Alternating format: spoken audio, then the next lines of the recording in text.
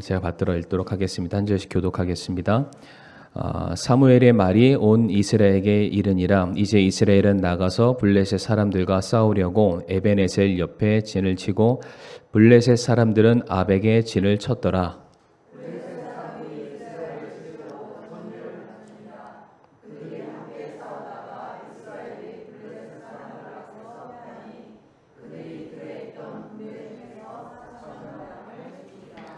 백성이 진영으로 돌아오매 이스라엘의 장로들이 이르되 주께서 어찌하여 우리를 오늘 블레셋 사람들 앞에서 치셨느냐.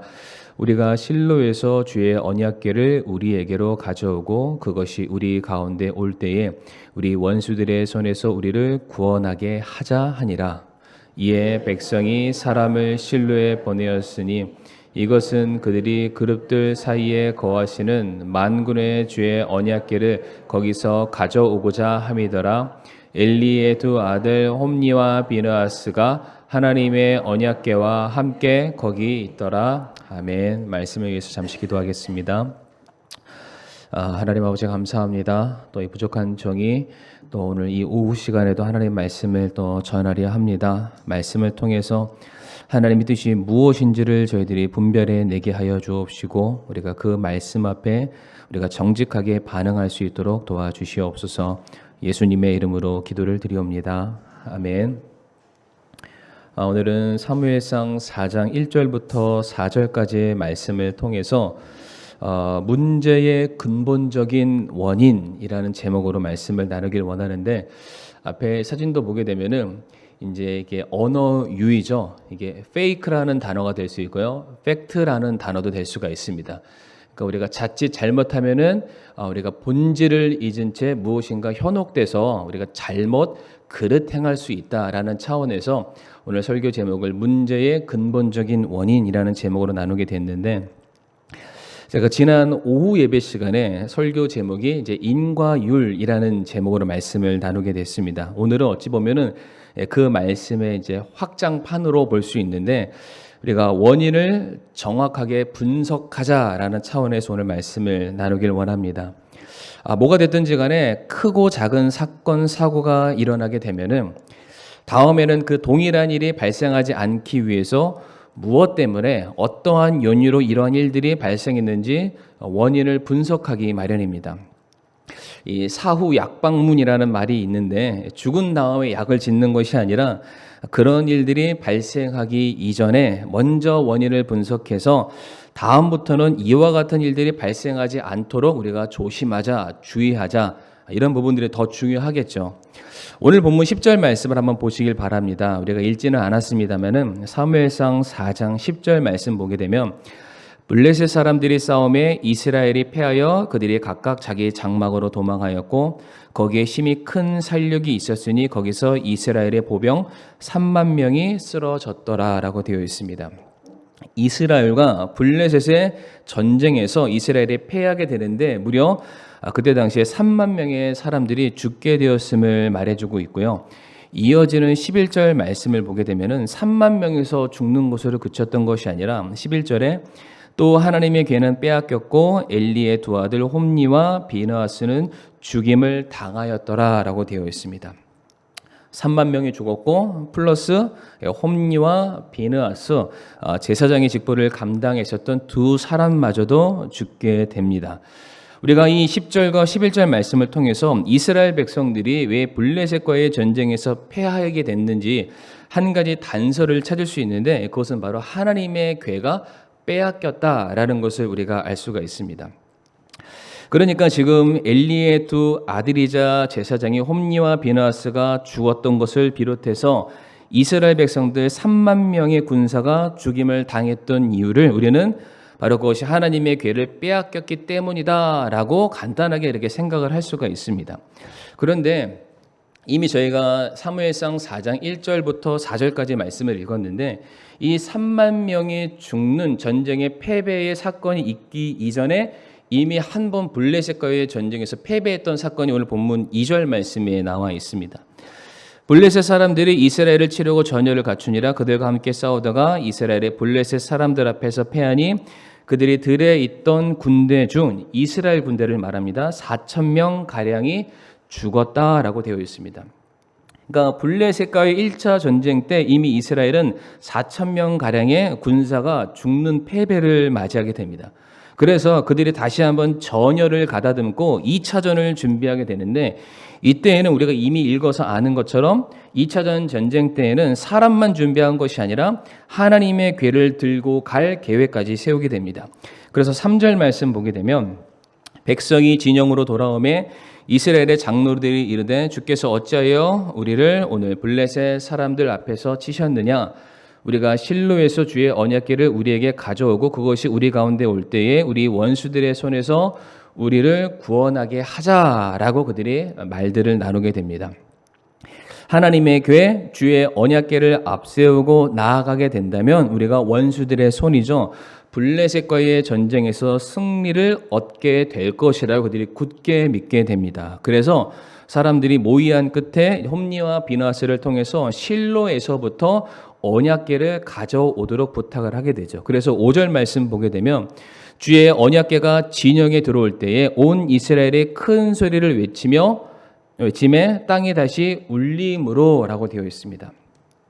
제사장을 동원해서 언약궤를 메고 들어오자 이스라엘 백성들이 이제는 승리는 따놓은 당상이라며 굉장히 큰 소리를 외치게 됩니다. 그러니까 사람들이 지금 사기가 갑자기 쭉 하고 지금 올라온 그런 상태이죠. 그러니까 이들에게 있어서 하나님의 궤는 곧 전쟁에서의 승리라는 공식을 그들이 가지고 있었기 때문입니다.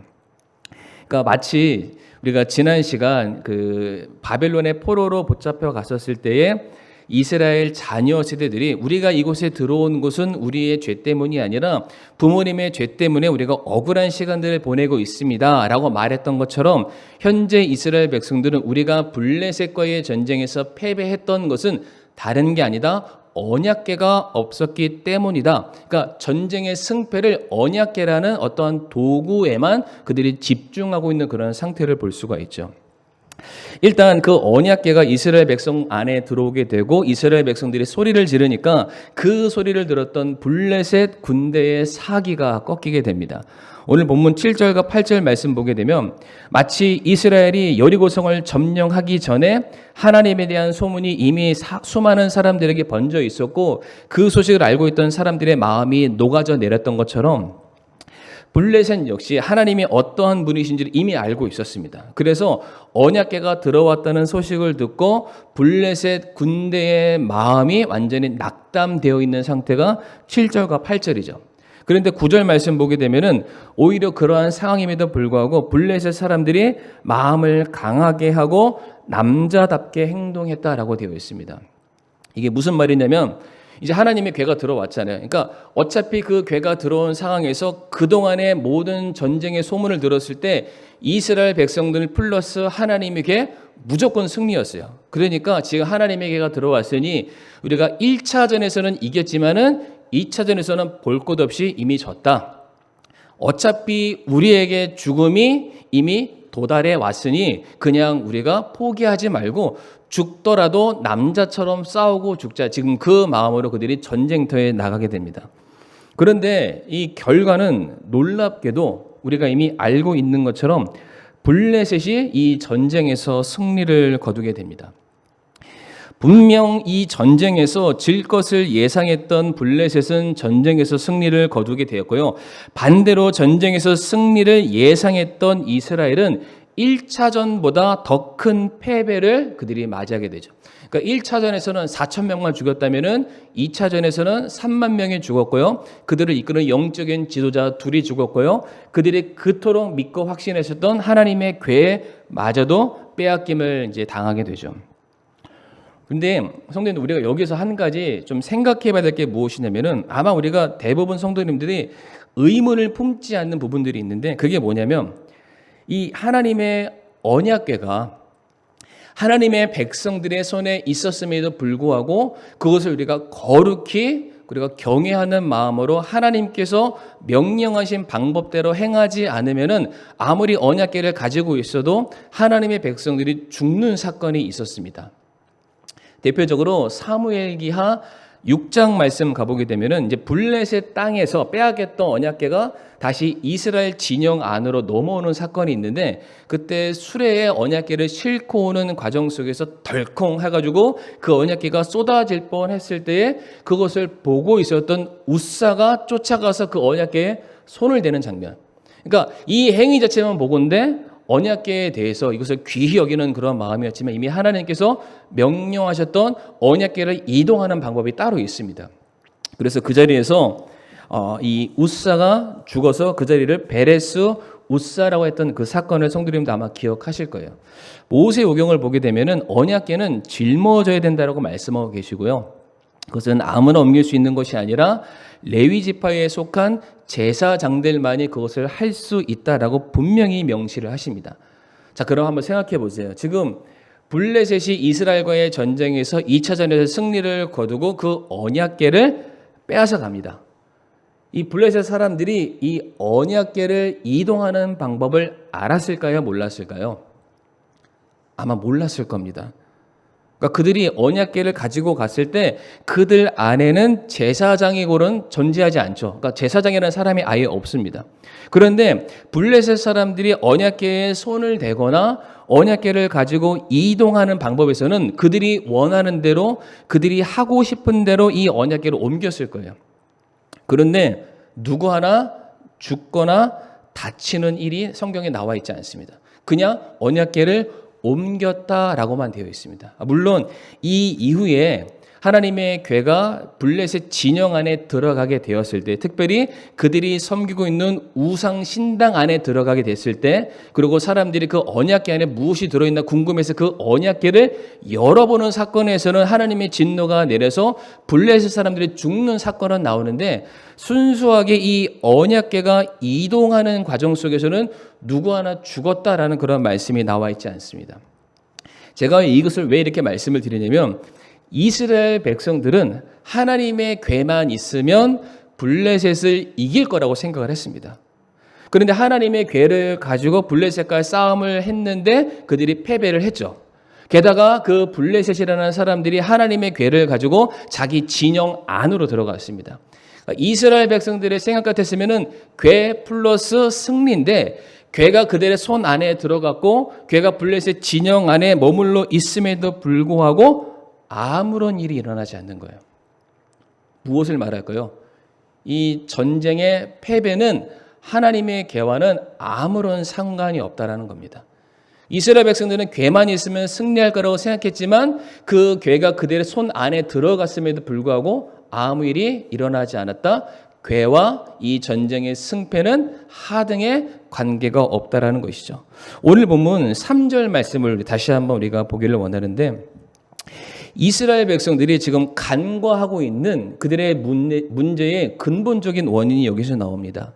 오늘 본문 3절 말씀을 보시게 되면, 백성이 진영으로 돌아왔다라는 것은 블레셋과의 1차 전쟁에서 패하고 난 이후에 돌아와서 전열을 가다듬고 새로운 2차전을 준비하는 때를 말합니다. 이스라엘의 장로들이 이르되 주께서 어찌하여 우리를 오늘 블레셋 사람들 앞에서 치셨느냐? 지금 모든 패배의 원인을 누구에게 돌리고 있냐면 자기 자신을 보는 것이 아니라 하나님에게 그 모든 원망 요소를 돌리고 있죠. 우리가 실로에서 주의 언약궤를 우리에게로 가져오고 그것이 우리 가운데 올 때에 우리 원수들의 손에서 우리를 구원하게 하자 하니라라고 되어 있습니다. 이스라엘 백성들이 모여가지고 2차전을 준비하고는 있는데, 그들의 모임 속에서는 물론 사람들이 모여서 작전을 세우고는 있고 그들의 경험에 의해서 어떠한 수단과 방법을 강구하고는 있지만 거기에서 누가 빠졌냐면은 하나님이라는 이름을 여기에서 찾아볼 수가 없습니다. 그러니까 전쟁은 누구의 손에 달렸냐면은 하나님의 손에 달려 있죠. 그러니까 절대적으로 이 전쟁의 승패에 대해서, 아니 이 전쟁의 시작과 끝에 대해서 분명히 하나님께 물어야 되는 것이 이스라엘 백성들의 책임이었어요. 근데 1차전에 나갈 때도 그들이 하나님께 물었다라는 말씀이 없습니다.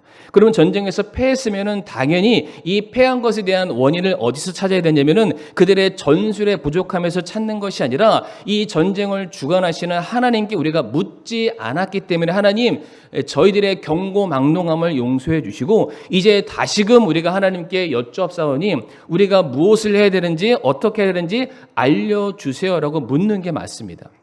근데 이 말씀에서 다시 말씀드리지만은 모든 전쟁의 패배의 원인을 하나님께 돌려버리고 계속해서 어떠한 단어만 등장하냐면은 우리가라고 되어 있습니다. 지금 철저하게 하나님이 배제되어 있는 상태임을 알 수가 있죠. 사울 왕의 경우에도 그가 하나님께 묻지 않고 스스로 전쟁을 시작했기 때문에 시작할 것을 결정했기 때문에 훗날에 하나님께서 그를 왕 세운 것을 후회하셨다라고 말씀을 하십니다. 그러니까 분명히 믿는 사람들이 모였습니다. 장로들이라는 사람들이 모였죠. 그래서 그들의 생각과 의견은 모아진 것은 사실입니다. 지혜가 모인 거예요. 그런데 거기에는 누구의 지혜가 빠졌냐면 하나님의 지혜가 지금 빠져 있는 상황입니다. 하나님께 뜻을 묻는 과정들이 생략되어 있는 상황에서 그들의 생각과 그들의 계획만이 지금 굉장히 많이 앞서 있는 사실을 볼 수가 있죠. 자, 그러면은 하나님께서 그들과 함께하지 않으셨냐? 하나님께서 이 전쟁에 대해서 한 걸음 뒤로 물러서셨느냐? 전혀 그렇지 않습니다. 오늘 본문 4장 1절 말씀을 다시 한번 보도록 하겠습니다. 4장 1절 말씀 보게 되면 그 서두에 이렇게 되어 있습니다. 사무엘의 말이 온 이스라엘에게 이르니라 라고 되어 있습니다.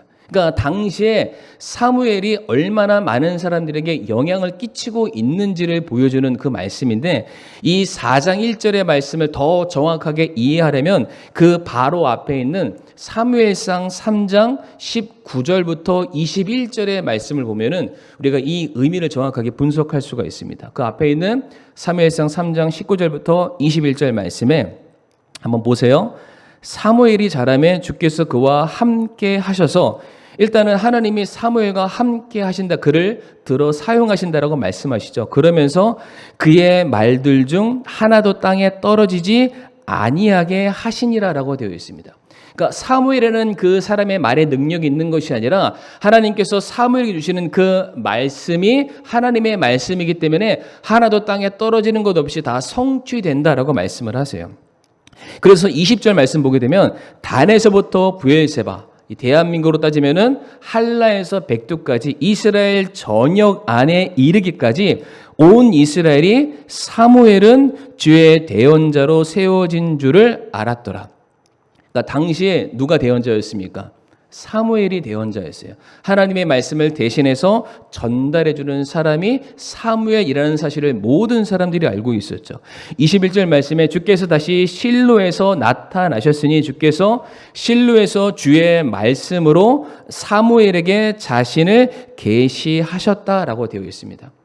사무엘과 하나님이 함께 하셨고요. 함께 하신 사무엘의 말이 하나도 땅에 떨어지지 않는 것을 보건대 모든 사람들이 사무엘을 당시의 대언자로 인정을 했고 그들이 이동하는 새로운 곳에 갈 때마다 하나님이 함께 하셔서 사무엘을 통해서 무엇인가 새롭게 말씀하신다는 사실을 모든 사람들이 다 알고 있는 상황입니다.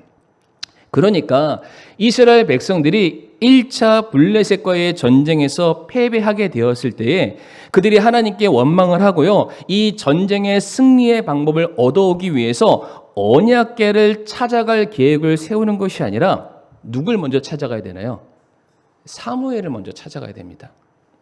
그러니까 사무엘이라는 한 인간을 찾아가는 것이 아니라 사무엘을 통해서 말씀하시고 사무엘을 통해서 자신을 계시하고 계시는 하나님을 만나기 위해서 사람들은 다른 것이 아닙니다. 사무엘을 찾아가야만 했습니다. 그런데 그렇게 하지 않았습니다. 장로라고 말하는 사람들이 똑똑하다고 말하는 사람들이 인생의 풍부한 경험을 가지고 있다라고 생각하는 사람들이 자신의 생각과 자신의 경험과 자신들의 계획을 더 신뢰하게 됩니다. 아무리 그들이 세운 계획이 철두철미하다 할지라도 그들이 앞세우는 것이 자신들의 생각이 아니라 하나님의 궤라고 할지라도 그 궤가 준비되는 모든 과정 속에서는 궤라는 도구가 존재할지는 모르겠지만 그 궤와 함께 하시는 하나님은 그 자리에 절대로 계시지 않았습니다. 그러니까 그들은 하나님의 능력은 믿기는 했지만 하나님과 함께하기를 원치 않았던 상황이었고요. 그저 자신들이 생각했던 어떠한 방법에 하나님께서 와서 동조해 주시고 능력만 발휘해 주시기를 바랬던 그러한 마음을 가지고 있었던 것이죠. 그렇기 때문에 아무리 언약궤를 앞세운다 할지라도 거기에는 무엇이 없냐면은 하나님의 도우심의 손길이 절대로 함께할 수가 없었던 것입니다. 아무리 언약궤가 들어와서 우리가 승리할 수 있다라고 아무리 소리를 외친다 할지라도 거기에는 하나님의 능력은 절대로 찾아볼 수가 없다. 왜? 사람들이 하나님을 찾지 않았거든요. 그냥 하나님의 이름이 붙어있는 도구만을 가지고 왔다라는 사실이죠. 그러니까 이스라엘 백성들은 이 전쟁 가운데 하나님이 함께 하심을 그들이 확인하길 원했다면은, 그리고 하나님의 능력이 그들 가운데 임하기를 원했다면은 뭘 찾아가야 된다고요? 궤가 아니라 사무엘에게 찾아갔어야만 합니다. 다시 말해 하나님 앞에 나아갔어야 되죠. 이 전쟁에서 우리가 승리를 할 수 있을지, 이 전쟁의 결과를 우리가 어떻게 받아들여야 될지, 어떻게 해야 우리가 승리를 거두고 하나님이 우리를 어떻게 사용하실지를 묻는 과정이 생략이 되어 있었던 것입니다. 하나님의 궤, 언약궤의 존재의 유무가 이 전쟁의 승패와는 전혀 상관없는 것이었죠. 그들이 철저하게 하나님이 배제되어 있는 하나님의 말씀을 무시했었던 그들의 죄악이 결국에는 그 전쟁에서 패배하게 만들었다라는 것입니다. 그러니까 이들이 원인이 무엇이죠? 패배의 원인은 다른 곳에 있지 않습니다. 하나님께서 그들과 함께하지 않으셨던 것, 하나님과 함께하기 위해서 그들이 하나님께 묻고 기도하는 일을 생략했던 것이 그들이 이 전쟁에서 패배할 수밖에 없었다. 그래서 그 하나님의 궤마저도 이제는 용도 폐기가 돼서 그 다른 나라에게 빼앗기는 그런 일들마저도 생기게 되었던 것입니다. 우리가 다 같이 잠언 16장 9절 말씀 보겠습니다. 잠언 16장 9절 말씀 같이 한번 읽어보실까요? 시작. 사람의 마음이 그의 길을 계획할지라도 주께서 그의 걸음을 인도하시느니라. 아멘. 너무나도 우리가 잘 아는 말씀이죠. 우리가 어떠한 생각과 계획과 인생의 어떤 비전을 뽑는다 할지라도 결국에는 그 걸음을 인도하시고 완성케 하시는 분 우리의 하나님이시다라고 되어 있습니다. 저와 성도님들은 살면서 굉장히 많은 선택과 결정을 내려야 하는 순간들을 맞이하게 됩니다. 제가 어떤 책에서 봤는데 인간은 하루에 무려 6,000가지를 생각을 하고요. 정말 6,000가지 하는지는 잘 모르겠습니다. 6,000가지를 생각을 하고요. 그 중에서 약 150회 이상 선택을 내리게 된다고 합니다. 우리는 굉장히 많은 생각 속에서 굉장히 많은 선택과 결정을 내리고 있죠. 우리가 어떻게 생각하는지, 어떤 결정을 내리는지에 따라서 우리들의 인생의 방향성은 굉장히 많이 달라지게 됩니다. 그런데 오늘 본문에서 이스라엘 백성들이 그와 같은 선택과 결정을 내릴 때에 사람들은 많이 모였어요. 굉장히 똑똑한 사람들, 경험과 지혜를 가지고 있는 많은 사람들이 모이긴 했습니다. 그래서 그들이 가지고 있는 가장 좋은 해답을 찾아내려 했습니다. 과거에 있었던 어떠한 사례와 좋은 결과를 기반으로 해서 그것처럼 똑같이 따라 하려고는 했습니다. 그런데 그것은 어디까지나 사람들의 생각이었다라는 것이죠. 하나님께서 우리 앞길을 인도하시고 하나님께서 우리의 모든 것을 주관하시는 분이심을 우리가 안다면 우리는 우리들의 삶의 모든 것을 하나님께 여쭙는 그런 모습들이 반드시 있어야 될 줄을 믿습니다. 저와 성도님들이 사는 인생 자체가 이게 마치 치열한 전쟁터와 같습니다. 하루하루 정말로 살기 위해서 우리가 발버둥치는 그런 삶을 살고 있는데 바로 그때에 이스라엘의 장로들처럼 그들의 머릿속의 생각과 계획과 경험을 의지하는 것이 아니라 바로 그 순간순간마다 우리와 함께하고 계시고 우리에게 말씀하고 계시고 말씀을 통해서 자신을 계시하고 계시는 우리가 하나님을 찾는 일부터 우리들의 삶의 우선이 되기를 간절히 바라겠습니다. 하나님을 믿는 그리스도인들은 모든 것을 하나님께 반드시 물어야만 합니다. 왜냐하면 하나님께서 우리를 창조하신 창조주이시기 때문이죠. 하나님께서 우리를 창조하셨기 때문에 우리의 체질을 우리보다 더 잘 알고 계시고요. 그렇기 때문에 우리에게 있어야 할 것이 무엇인지 그 필요를 더 잘 아시는 분도 하나님이십니다. 또 우리의 앞길이 어떠한 길들이 예비되어 있는지 그것도 이미 보시고 주관하시는 분도 하나님이시기 때문에 우리는 모든 삶의 선택과 결정의 순간에 하나님을 찾아야 되고 그분의 이름을 부르짖어야 되고 우리가 모든 것을 맡겨드려야만 할 것입니다. 하나님께서 우리들의 삶에, 그러니까 우리가 하나님께 우리들의 삶에 우선순위를 드리는 한 하나님께서는 저와 성도님들의 삶을 영원토록 책임져 주시게 될 것입니다. 그렇기 때문에 우리가 하나님을 믿는다고 말하면서 삶의 우선순위를 하나님께 드리는 것이 아니라 자기 자신에게 두느라 하루하루 불안과 염려와 근심에서 살아가는 그와 같은 어리석은 삶에서 우리가 탈피해서 모든 것을 전적으로 하나님께 맡겨드릴 수 있는 모든 시작을 하나님께 우리가 의뢰하고 기도로 나아갈 수 있는 저와 우리 사랑하는 성도님들이 될 수 있기를 간절히 부탁을 드리겠습니다. 이 시간 함께 우리 머리 숙여서 오늘 말씀을 놓고서 우리가 하나님께 기도하는 시간을 갖도록 할 텐데요. 우리들의 삶에 일어나는 크고 작은 모든 문제의 원인을 우리가 하나님께 원망함으로 불평하는 것이 아니라 내가 정말로 하나님께 그 문제를 다 맡겨드렸는지, 내가 하나님께 내가 어떻게 해야 될지, 무엇을 해야 될지 우리가 과연 묻는 과정들이 있었는지를 우리가 다시 한번 돌아보기를 원합니다. 그리고 우리들의 모든 삶이 정말 하나님의 손에 의해서 붙들림 받게 해달라고, 인도함 받게 해달라고 우리가 그렇게 함께 머리 숙여 기도하기를 원합니다.